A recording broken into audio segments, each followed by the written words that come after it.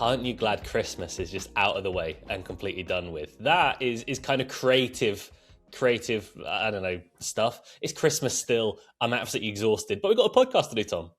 Yeah, we're filming this on the 23rd. It's the Tuesday. I mean, a lot earlier. Usually we would film our Sunday videos on Thursday when we have some player props out and the whole line is kind of formulated and we've got some clear odds.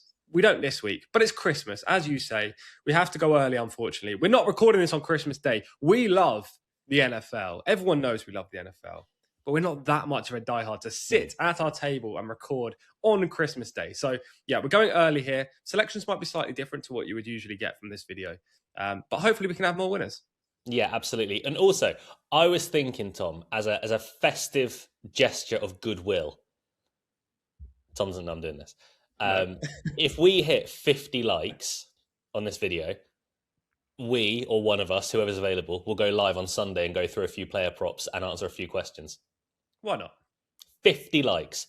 Smash it down below. And while you're there, just click the subscribe button. It's like right next to it. It's really easy. Just click it. It changes color. It's well pretty. Do it. You're going to love it. You're going to have a great time. Leave a comment down below with your favorite picks for all of the festive period, let alone the Sunday. But Sunday it's not quite as busy. We've only got 2 games in the late slot, and one of them's rubbish. So we've got one game to look forward to in the late slot. Yeah, that's true. We do have 2 Saturday games as well. You're going to be talking about one of those. Both of them are fantastic in terms of watching briefs. I'm not going to be playing in either of those games. The 2 games in question are the Texans against the Chargers and then the Ravens against the Packers. 2 top quality matchups. But it is a relatively good weekend of action. As you say, that Sunday late slate is not ideal. But I think most people are going to be absolutely knackered by that point after the festivities. Probably lots of food, lots of drinks. Nobody really wants to stay up until midnight and then maybe even 4 a.m. For those games. Yeah. Let's. I'm looking forward to this. Right. So for what on earth, normally we time ourselves to half a minute, right? Yeah. And that's it. And then we got half a minute. Joe, get rid of the clock. Like, we don't need it. Because what on earth, my life? Not just not just football. Just what on earth? What's going on? Like, I don't necessarily think I'm enough of a narcissist to think that the whole world is created for me, but I'm pretty confident that something's going on because I'm against everything seemingly. Let's just take you back last week. I had 2 teams in the fantasy playoffs, only playing 5 leagues, and 2 of them are rebuilding. So I was pretty delighted about that. I won both of those leagues. I'm done in both of them. I'm out in both. One of them put up a great score, got beat by a guy putting up an even better score. In the other league, in the listener league, I had a brilliant team, like 10 out of 10 team. And one by one, it just fell apart. I started off, Trey Benson, he's going to come back for the playoffs. Hold on to him for the whole year. No, he never came back. Coach Gannon, what are you doing? Garrett Wilson never came back. Brilliant. That's 2 players down. But we can still put a team together. We're still fine. We're still strong. Rashee Rice, in my bye week, he got a concussion. Cool, he's gone. Justin Jefferson, he's now being thrown to by 2nd and 3rd string quarterbacks. Cool, fine. Right, you can deal with that. You're the best receiver in the NFL. Drake London, Kirk Cousins has come back, and Kirk Cousins hates you for some reason. I don't know what you did to his family, but he does not want to pass the ball to you in any efficient manner possible. Devontae Adams, he got hurt in the bye week as well, so I'm without him. Suddenly, I'm starting Darius Slayton in my flex and Hollywood Brown. What happened to my team? Everything fell apart. That went terribly. But look, Luke, you put up 8 selections last week. You had a good week, didn't you? No, everything got slapped in the face on that as well. I had Justin Herbert under 22.5 pass completions. He had 23. Cool. Cheers, Justin. Really appreciate that one. Travis Kelce goes out. Immediately, Gardner Minshew tears his ACL. I'm aware Gardner has it worse than me, but I'm sad at the moment. Travis Kelce does nothing all game. That's the joint play down. But don't worry, the other joint play will land. That's Bijan Robinson. He has a great game. He runs all over the opposition, but he still doesn't cover his line. And why doesn't he cover his line? Because Tyler Algier came in late on and took the last 2 drives. That's fine. It's not like you put up Tyler Algier 2 weeks ago, Luke, and he got 2 carries and still almost covered his line. Like, I'm aware the world is not created for me, but my God, it's against me. And world, I am onto you.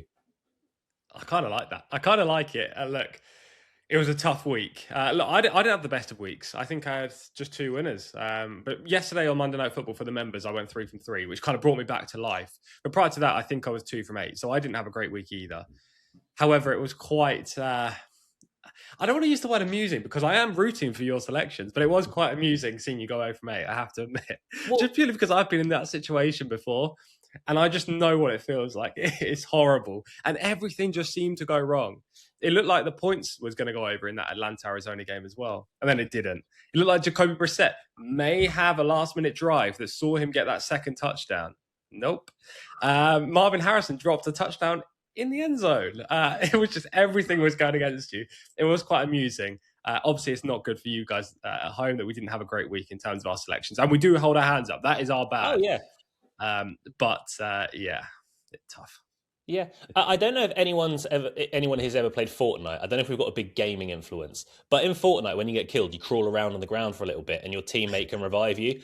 I felt like I was crawling around on the ground all of Sunday, but like I wasn't going to die. No one would put me out of my misery. I was just crawling around going, guys. That was it. Honestly, just the Cardinals and the Falcons, they were over halfway towards their total points at halftime. It's like, great, they're going to cover. Nope, that didn't happen either. It's just, I hated week 16 with a passion. I don't even think I necessarily did that many things wrong, but apparently the world hates Luke. Screw you. Yeah, good. What on earth? That definitely wouldn't have fit in the 30 seconds. So I'm glad the time has gone there. I will fit mine in 30 seconds. What I would say before the 30 seconds start here is that my what on earth was going to be Luke Elder, which I can't do it now. But he did it better.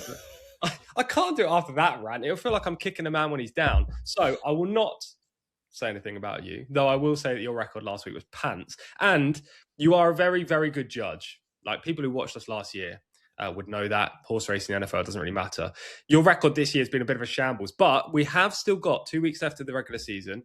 The Christmas video is already up and live. Hopefully you've had a few winners there. And in this podcast, if you can then get it back to reasonable, we have then got all the playoff games. So you still have a chance. I'm giving you some positivity here. You still have a chance of getting back up to 500 or maybe even a positive record. I believe in you. But someone I don't believe in. What on earth? Keenan Allen. My God, Keenan Allen. Is there anything worse in this game than betting a player to score an anytime touchdown? They catch the ball on the 3-yard line. They're going towards the end zone. You're thinking, just get in. Just get in. Put the ball out. Lean it. Get over the line. That close. Keenan Allen, that close to scoring a touchdown. And I had exactly the same in week 5 with Michael Pittman. If you remember, he got tackled down at the 1. It was so frustrating. Oh, what on earth, Keenan Allen? These people need to just get in the end zone. And he's excellent at doing it. Why didn't you do it on Sunday? And finally, I'm also going to add in DK Metcalf here to the wide receiver group. This one's slightly different. But what on earth, DK Metcalf? Why are you picking on fans, pushing a fan in the face, maybe even punching if you want to use that word, just because they called you by your full name? Oh, I'm Thomas Peter Collins. No one's going to be coming and saying that to me and I'm punching them in the face. I would just go, yes, mate, that's my name. DK Metcalf suspended for 2 games for punching a fan? No, thank you. What on earth? Yeah, I get it. Apparently, the fan did also call him a slur, which you don't use. But at the same time, he's a loser little fan. Yeah, look, if it was a slur, and that I haven't seen that reported, I actually saw that he just called him by his full name. If it was a slur, then the league should have been more respectful of what DK did, because I can understand a reaction like that. That's not called for, you know. You don't do that. But if it wasn't, that is just ridiculous from DK. DK does it. Like whether it's really serious, whether it's not, DK does stupid things. Seattle fans have got really ticked off with him. Pittsburgh fans, you're finding out, honestly, regards to that. But he's got a 2-game ban, DK Metcalf. By the way, that Keenan Allen one, that also downed my bet as well, because Justin Herbert did that stupid little flip off. If he didn't do that, that bet would have landed. So that was 2 bets in 1. Right, let's move on to something different. Subscribe down below, leave a comment. Don't forget, what was it I said, 50? Yes, 50 likes, yeah. 50 likes down below, and we'll go live on Sunday and give you some player props and also taking a few questions as well. Let's move on to Sunday, because we haven't got that many lines. We haven't got player props at the moment. So we are piecing together what we possibly can. I will start because I'm looking at the Baltimore Green Bay game. Now, I think Baltimore might win this game, honestly. Green Bay are in a wheelspin of injuries at the moment, and quite honestly, they might not make the playoffs. They should still make the playoffs, but there's a chance they don't, which is a wild thing to say because 3 weeks ago they were looking at the number 1 seed. However, Baltimore are getting hot at the right time. I know things didn't go perfectly against New England. They still played a good game. Derrick Henry is still back performing at a high level. Lamar Jackson, he can't be healthy. He's not been great in weeks now, has Lamar. But Derrick Henry could possibly carry this offense in its entirety. And the over-under in this game, granted, it's going to be cold in Green Bay. Keep that in mind. But the over-under, I think, is spectacularly low for two teams who are very, very good on the ground. You got Josh Jacobs one side, you got Derrick Henry the other side. Even if Josh Jacobs couldn't go, Emmanuel Wilson has filled in fantastically so far this season. I'm going to take the over on points, 40.5. Both teams also have a pretty strong short area passing game. You've got the likes of Zay Flowers on the Baltimore side of things. You've got a whole host of receivers on the Green Bay side of things. Just not Matthew Golden, because we don't throw to him anymore. That's not a thing. But you have got the likes of Christian Watson. You have got Romeo Dobbs, who stepped up last week. Dontavian Wicks as well. There are plenty of mouths to feed on the Green Bay side of things. Honestly, Tom, for a game this good, I just think this over-under is very low. So I'll take the over 40.5. Yeah, I think that's reasonable. Lamar Jackson playing in this game would be the big deciding point here. Obviously, he left that matchup last week, or the weekend just gone, but he's likely to play, I would suggest. I don't have any real opinion on this game or the Texans-Chargers game, as I say, on the 27th. Both great matchups. I do think the Ravens will probably beat us. We will make the playoffs, but look, we've gone from a team that had real, and I really mean this, like real Super Bowl claims. I'm not just being biased as a Packers fan, but we looked very good. And then suddenly every single key player seems to be hurt aside from Jordan Love. Our season's gone. It's derailed. So I don't hate it by any means. I think we will score some points. As you say, most of our offense can still work, even if Josh Jacobs maybe doesn't play.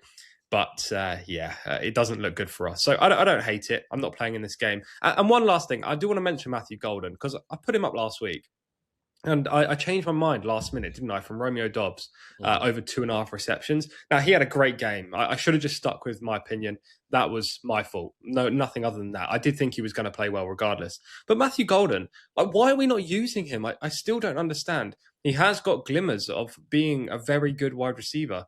Just throw to him. Like, he's not even on the field that much. And Matt LaFleur was keen to say that in the prior game, he really impressed him and that he was going to be a big player for Green Bay moving forward. I fully understand that a rookie might need a season to develop and get into the playbook and really understand what this team's trying to do. But Matthew Golden, I mean, it's taken him a while, right? RJ Harvey struggled with Denver earlier in the year, and now he's already being that guy. So, yeah, I'm disappointed with him. There is a chance he's just not very good. Quite frankly, we're getting to that sort of territory where he needs to step up. By the way, just regards to the playoffs in the NFC, have you seen what could happen with the number 1 seed in Week 18? Probably, but I can't remember. If Seattle beat Carolina this week and the Niners beat Chicago, it's just all down to Week 18 because San Francisco plays Seattle and winner takes number 1 seed. What a game that would be. And for a Seattle fan, this would be like you guys playing Chicago for the number 1 seed. That would be one of the greatest days of my entire life if we managed to beat San Francisco and push them back into like the 6th seed or something like that. Hey, I mean, it could happen. Later in this video, I'll be talking about that Carolina-Seattle game and also the 49ers-Bears game. So that will kind of link to this. But if that game does happen in Week 18, they'll flex that to the primetime matchup and everyone will stay up and watch it. Absolutely. What a game that would be. Right, let's move on to a team that has surprised many this year. Not me, though. I put them up anti-posters winning this division, and they are doing a great job of trying to do that. I know Houston are still on the coattails, Tom, but the Jacksonville Jaguars, they've looked legit this year. Liam Cohen's done a great job. Yeah, he's done an amazing job. We're into the Sunday games now, 6 p.m. And the Jacksonville Jaguars play the Indianapolis Colts. Now, I hope you guys are watching this early because I don't really foresee this line sticking around. I am taking it because it's available at the time of recording this on the 23rd, Tuesday at 10 a.m. I can't just kind of imagine what the line's going to be on Sunday. So I have to take this for my selection purposes. But the Jags are -6.5 in this game. Did they not watch what happened to Indianapolis on Monday night? They got pumped. The 49ers destroyed them, especially on offense compared to the Colts defense. The Colts actually did all right on offense, even with Phillip Rivers in charge still. But the 49ers were putting up points and points and points. And if you've watched Jacksonville this year, you know that their offense is thriving. They've just beaten the Denver Broncos, the best defense in football. And they scored a lot of points in doing so. It wasn't a scrappy little game. I don't see this line sticking at 6.5. I think should be way closer to 10. It's not going to be 10, but it might be 8, 8.5 by the time this game comes around. The Jaguars have been really good this year, even with there are a couple of star wide receivers being injured for a vast portion of the season. Brian Thomas is now back, so there's no problem with him. But obviously Travis Hunter is still out and will be for the rest of the year. That means that they had to go into the free agency portal or trade before the deadline, and they picked up possibly the best trade for a long time in Jakobi Meyers. This guy is thriving. He looks like a proper wide receiver one. And last week, Trevor Lawrence was just throwing to him at every possible opportunity. And Myers was coming up with the ball. And it wasn't just him. It was Parker Washington. Now, this guy is like a mixture of Hollywood Brown and Julian Edelman. He can do it in the short yardage plays. He's really nifty, small, dynamic. But he can also fly down the field on crosser routes and pick up 40-yard gains. We saw him go for like 60 yards on one play last week against Denver. I think this offense in Jacksonville is really thriving. I can't see the Colts living with them. Their defense looked terrible against the 49ers. And for all that Jonathan Taylor may be able to score a couple of rushing touchdowns on Jacksonville, that shouldn't keep them in a close game. Give me Jacksonville -6.5. Yeah, I don't hate it. Jacksonville have been absolutely fantastic all round this year. And they should carry that forward into the Colts, who, I mean, they've not will spun. They've just turned around on themselves, and Phillip Rivers has not been the answer, albeit he did throw the ball a little bit further last night against the Niners, but that won't last a great deal longer. So the Jags it is for Tom. I'll move on to my next pick, which is kind of dunking on the Cleveland Browns a little bit, to be honest. And I'm doing something very dangerous because I'm trusting the Pittsburgh Steelers, and I hate trusting the Pittsburgh Steelers because they're a sucky franchise who you shouldn't trust. But their defense against the Lions, oh my goodness. You just stopped one of the best teams in football and made it very, very hard for them. And you've done that without TJ Watt.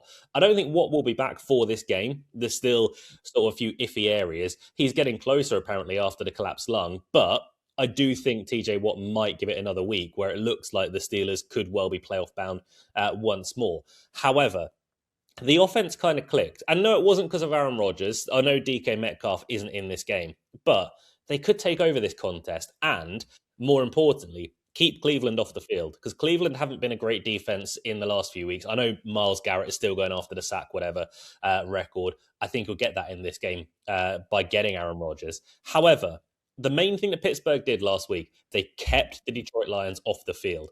Now, you've got the Cleveland Browns in town. Quinshon Judkins has done. He got a horrible injury last week, and he's done for the year.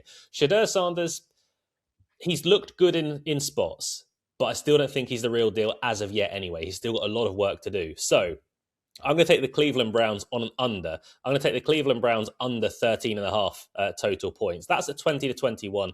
Honestly, I just don't really see how they're going to move the ball on this team. They're going to have to try and dunk off early to the likes of Harold Fannin on quick plays and get him moving down the field. But this is it's not necessarily a hugely anti-Cleveland thing. It's more of a pro, oh my goodness, this Pittsburgh defense suddenly looks back and looks way better. I mean, to hold Jahmyr Gibbs to 2 yards, come on. I know the game script was against them, but if Pittsburgh in any way, Tom, play like that, Cleveland under 13.5 total points for the actual team, I like that bet.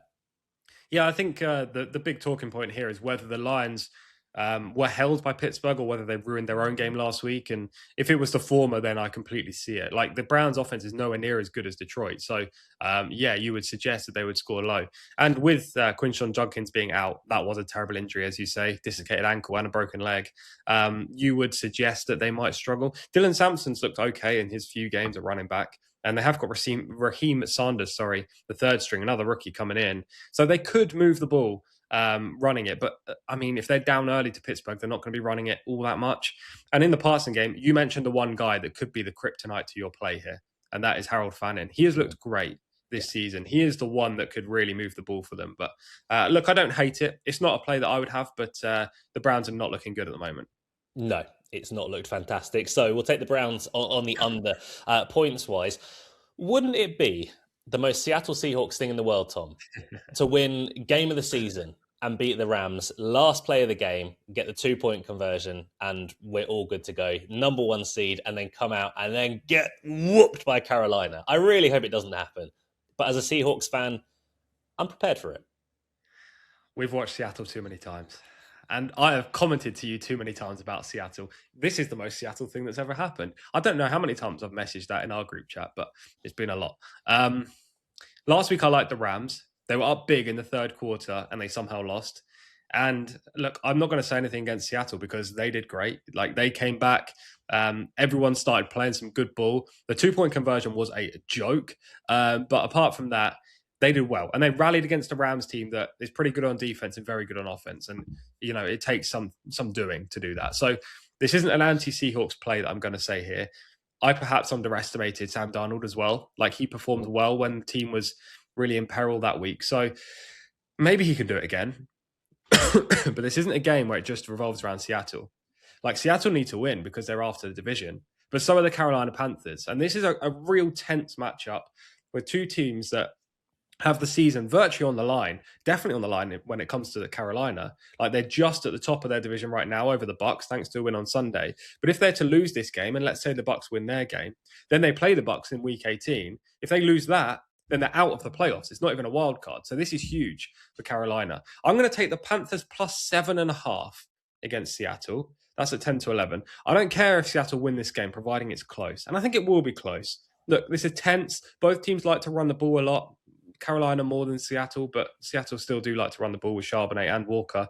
And to be honest, I just think this is going to be a 3 to 6 point game either way. Maybe the Panthers actually win this matchup. The likelihood is that Seattle will win. But as long as the Panthers keep it within one score, I'm happy. Give me Carolina plus 7.5.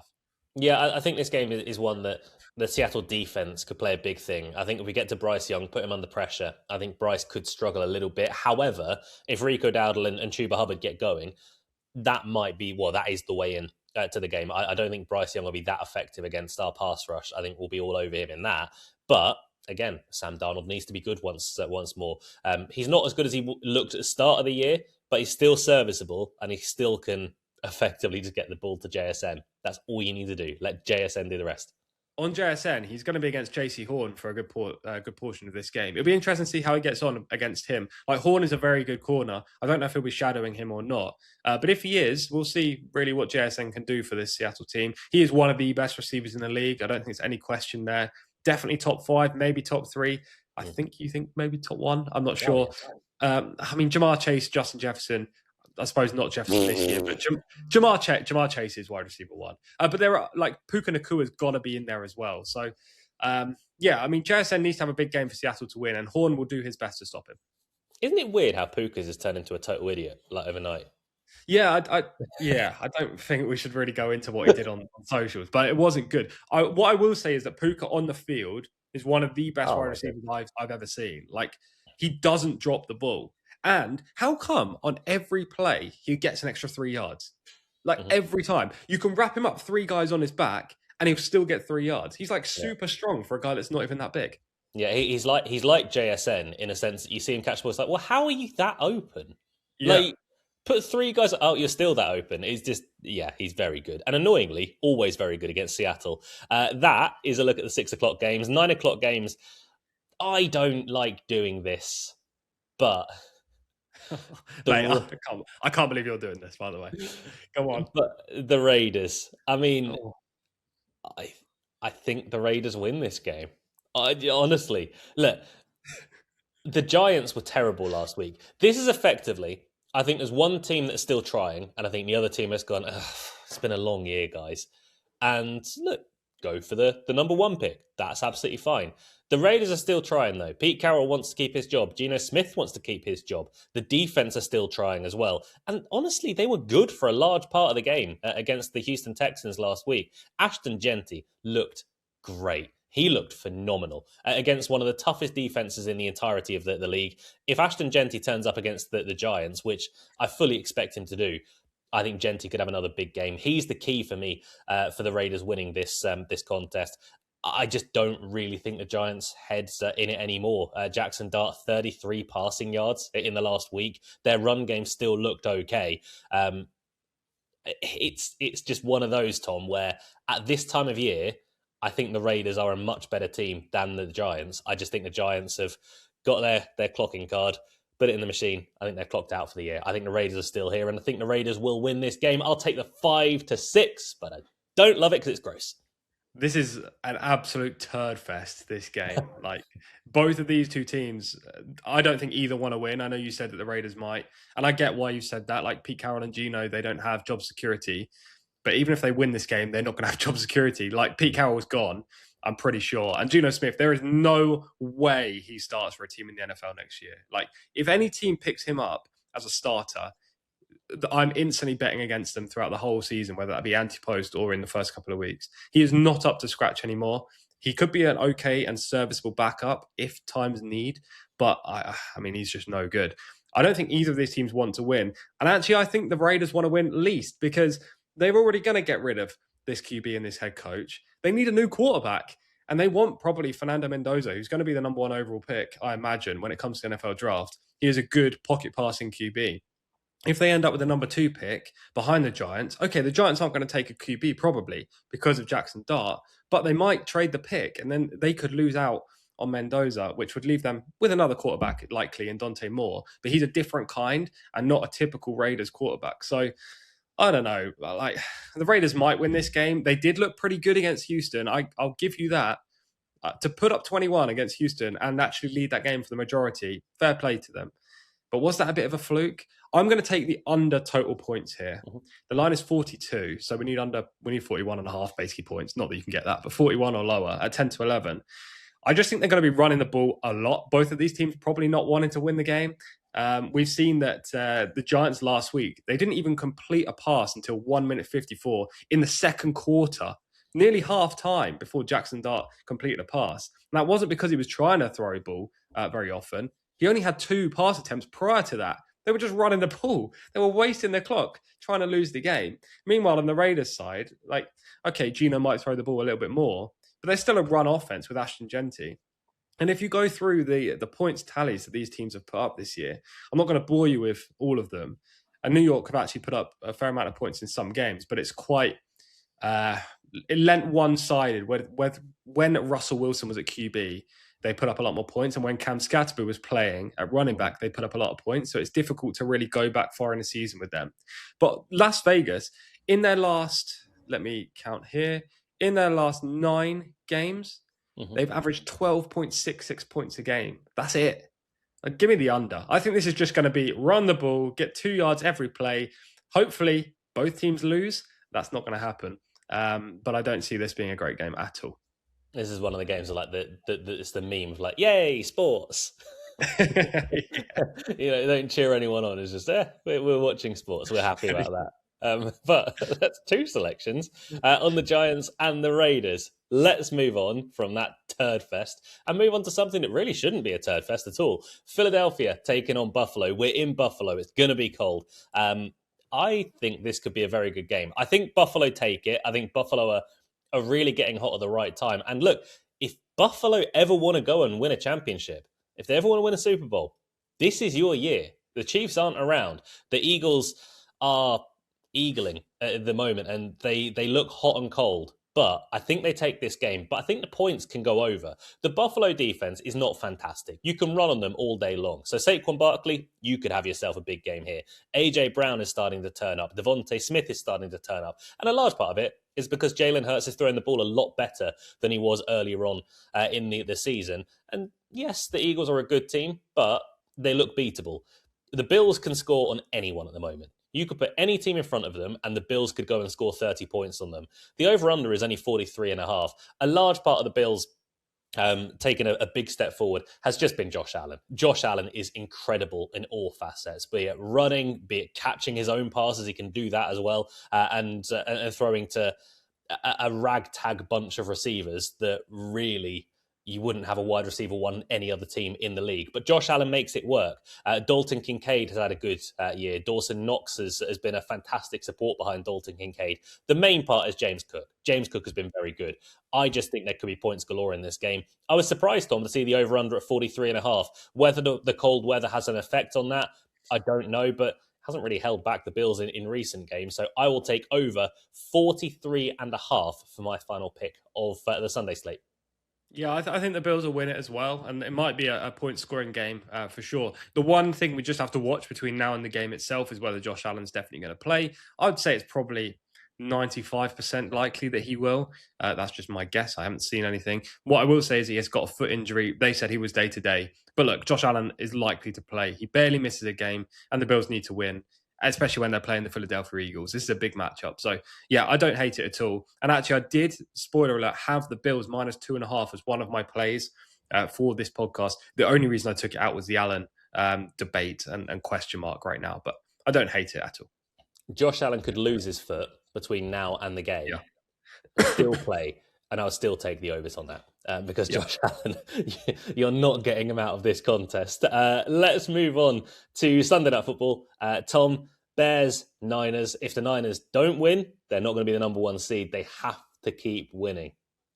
They do. Most people will probably be in bed by the time this game goes out at 1:20 a.m. But look, it's a good matchup, isn't it? Between the 49ers and the Bears. San Fran looked the best they've looked all season, in my opinion, against Indianapolis last night, Monday Night Football in Week 16. So the likelihood is that their line may get bigger insofar as the handicap spread here. I think it is currently at -3. Now, it's probably going to go up to 4. That being said, I'm going to take the Bears at +2.5. And this is not something I usually do. This is at even money. I think this game is going to be closer than people think. The 49ers look good and they're playing at home, but Chicago are a good team. They are a good team. It hurts me to say that. It really does. But they look pretty good against us last week and actually earlier in the season as well when we beat them. They're good on the ground with Swift and Monangai. They're also good at throwing the ball, and they've got some good weapons with Loveland, Odunze, DJ Moore's now back. Alert. Where did that come from? And I just think that the Bears are going to put it up to them. The Bears are currently at the top of the NFC standings, or close to anyway. And I think they need to win. I mean, they need to win. They want that bye. Chicago have had a long time in the doldrums, really. Caleb Williams has looked good this year. He's agile. He can escape the pocket. He can get rid of the pass rush. I think the Bears put up points against the 49ers. Maybe San Fran still go on and win this game. Maybe I'm completely wrong. And maybe I'm going senile by putting up the Bears at all. But I'll take the Bears +2.5 at even money, not the 3. If you want to take +3, by all means do it. You might get a void player if they lose by a field goal. But I'll take the Bears +2.5. End off this Christmas period. And hopefully, well, I say hopefully the Bears don't win. But hopefully they do lose by 2 points. Yeah, that's fine. That's fine. I kind of want, and this isn't really a strong one, but I kind of want San Francisco to win just so we've got the chance to take it all away from them. I want them to win. Maybe, should we just get rid of that bet? Should we just say, let San Fran go and destroy the Bears out there? I mean, I don't know about destroy. Like, I want them to look fine, but let's not go too far. That is our 8 games or 8 selections over the Sunday period. It'll be just after Christmas. We'll all be recovering. Go get yourself another turkey sandwich. It's delicious. You love it. Right. Let's take a look at our 4 selections apiece. Tom, I'll let you go first. Yeah, 4 picks. Jags -6.5 against the Colts at 10-11. That's a 6 p.m. game. As I say, if that line gets bigger for the Jags, I don't hate it. I think it should be more like 8.5. But right now, -6.5, I think it's unbelievable value. If you're watching this early, get on that. Then the Panthers +7.5 against the Seahawks at 10-11. I'm making this the play of the day just because that line in the Jags game might have already gone. I think the Panthers will keep this within 1 score. So this is the play of the day for me. Giants versus Raiders under 42 total points at 10-11 in a turd fest. And then finally, the Chicago Bears +2.5 against the San Fran 49ers at even money. Did you say play of the day in there? I did about 3 times. Cool. Wasn't listening to you at all.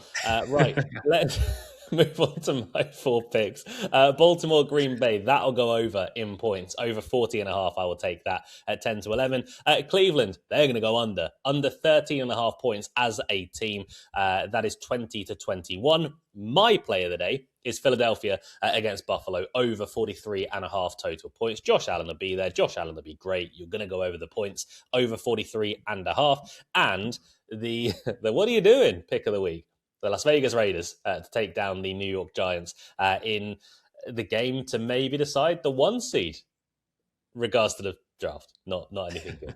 But that's at 5 to 6 on the money line, so I'll take the Raiders as well. But 8 picks to look forward to on our Sunday slate. Remember, 50 likes down below. We'll go live on Sunday and give you a few player props and just a few things to look forward to regards to Sunday. But that is us done regards to the festive period, Tom. I tell you what, unless we're live on Sunday, we'll see you guys in 2026.